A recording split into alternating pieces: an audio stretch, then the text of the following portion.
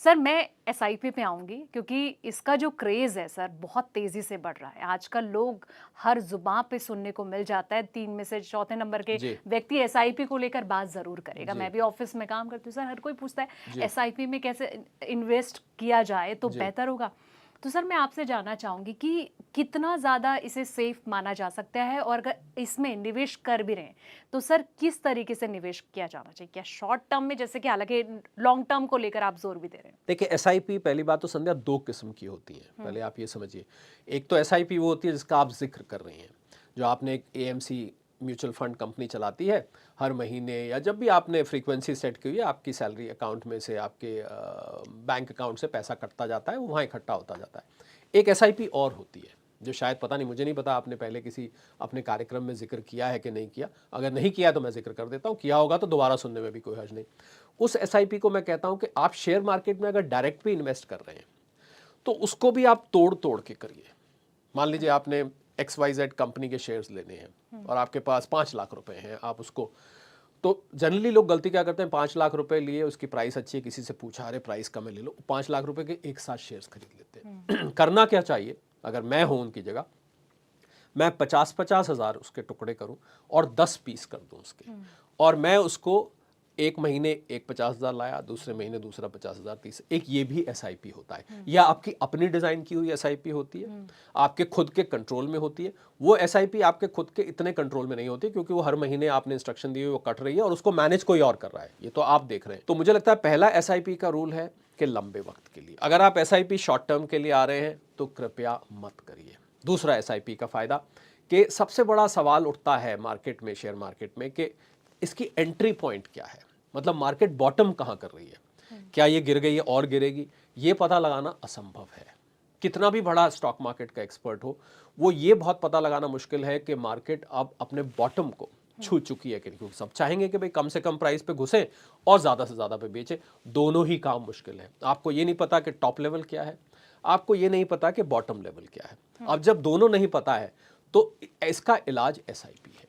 SIP क्या करता है, आपको अलग अलग लेवल्स पर आपको एंट्री देता है। कुछ आप बिल्कुल बॉटम पे ले लेंगे, कुछ आप मीडियम लेवल पे ले लेंगे, कुछ आप हो सकता है बहुत महंगा भी खरीदेंगे, पर over a period of time आप देखेंगे, जब 4-5 साल बीत जाएंगे तो आपने लगभग हर प्राइस पे शेयर लिया हुआ है।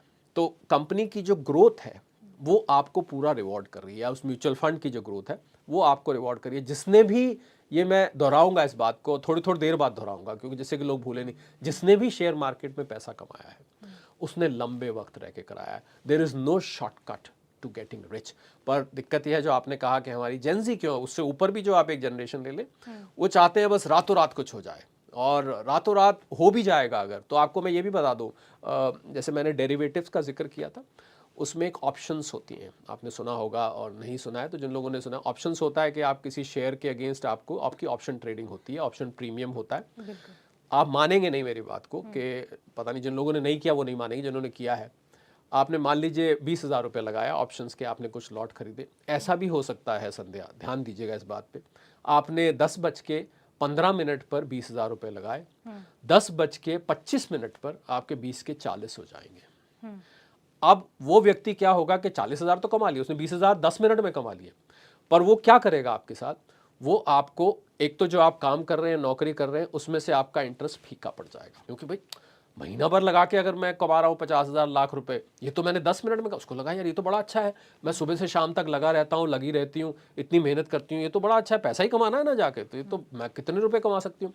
तो वो क्या करेगा, आपको इंडल्ज कर देगा, और आप उसके बाद 20 के बाद 40 लगाएंगे, फिर हो सकता है आप 10 कमा लें उसमें से, या 40 के 80 हो जाए, आप इंडल्ज होते जाएंगे।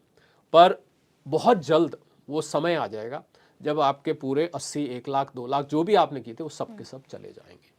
तो इसीलिए सेबी ने ये बताया कि 90% लोग डेरिवेटिव्स में गंवा देते हैं, क्योंकि वो लोग जल्दी अमीर बनने के लिए, एक तरह से मुझे कहना नहीं चाहिए, वो सट्टेबाजी है। और ऑप्शंस में एक सेलिंग होता है, किसी दिन समय हुआ तो इस पे अलग से आपके साथ पॉडकास्ट करेंगे, इसको हम बिल्कुल ऑप्शन सर। सेलिंग कहते हैं। उसमें फिर भी कुछ लोग कमा जाते हैं, पर उसके लिए बहुत बड़ा पैसा लगाना पड़ता है। जो लोग ऑप्शन बाइंग करते हैं वो बिल्कुल सट्टेबाजी में आते हैं। तो रातों रात अमीर बनने का कोई फॉर्मूला नहीं है। मैं बिल्कुल इस बात से इनकार करूंगा। अगर कोई कहता है कि मैं आपको 1-2 महीने में या 6 महीने में आपको बहुत अच्छा रिटर्न देंगे, इनफैक्ट मैं सारे व्यूअर्स, फॉलोअर्स, सब्सक्राइबर्स को ये आगाह करना चाहता हूँ कि अगर बहुत छोटे पीरियड में आपको बहुत ज़्यादा रिटर्न आ रहा है तो आप चौकन्ना हो जाइए। कहीं दाल में कुछ काला है। दाल में काला नहीं संध्या, दाल ही काली है। क्योंकि वहाँ पर आप जितनी जल्दी आपने कमाया है, आप अवश्य definitely you are going to lose money in a very short time. वो आप कमा लेंगे, कमा के 4 दोस्तों को बताएंगे, पर आप उसमें इंडल्ज हो जाएंगे और फिर आप दोबारा जब कोशिश करेंगे या तीसरी बार कोशिश करेंगे तो आप सब कुछ गवा देंगे। ठीक उसी तरह जैसे कसिनो में जब आप जाते हैं, तो कसिनो में जब आप पैसा लगाते हैं तो 1-2 मशीन्स पे आप जाते हैं, सब लोग कभी ना कभी गए होंगे, 1-2 मशीन्स पे लगाते हैं तो आपको पैसा मिल जाता है। पर ऐसा बोला जाता है कि कसिनो से कोई कमा के नहीं निकलता है। तो कुछ कुछ वो कसिनो बन जाता है अगर आप उसमें स्पेकुलेशन कर रहे हैं तो स्टॉक मार्केट में स्पेकुलेशन की जगह आप निवेशक बनकर आइए और लंबे वक्त तक रहिए। तो ये जो आपने पूछा था मेरे से एसआईपी का, पहला लंबे टाइम तक रहिए, दूसरा आपकी एवरेज आउट हो जाएगा, तीसरा आपको एक साथ पैसा नहीं निकालना पड़ेगा। तो आपका जो बजट है, जो आप घर का खर्च करते हैं, अपने ऊपर खर्च करते हैं, उसमें थोड़ा थोड़ा हिस्सा वो जाता रहेगा और धीरे धीरे करके आपकी कैपिटल बनती जाएगी। और उसको उसकी भी एनएवी जो होती है, जिसको हम नेट एसेट वैल्यू कहते हैं, उसको भी बार बार मत देखिए। हाँ, ये ज़रूर देखिए कि आपका जो फंड है वो कैसा कर रहा है।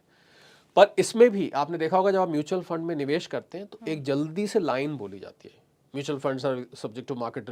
आपने सुना होगा, एक लाइन बहुत जल्दी से बोली जाती है। वो लाइन जल्दी तो बोली जाती है पर होती बहुत काम की है। अगर किसी वजह से संध्या मार्केट कोई ड्रास्टिक कुछ हो जाता है और मार्केट गिर जाती है तो आपकी एनएवी भी गिर सकती है। तो एसआईपी में भी, म्यूचुअल फंड में भी आपको तैयार रहना है, क्योंकि आप इतना बड़ा रिटर्न ले रहे हैं। आप 20%, 22%, 15%, 30% आप बैंक से और नॉर्मल रिटर्न से ज़्यादा ले रहे हैं।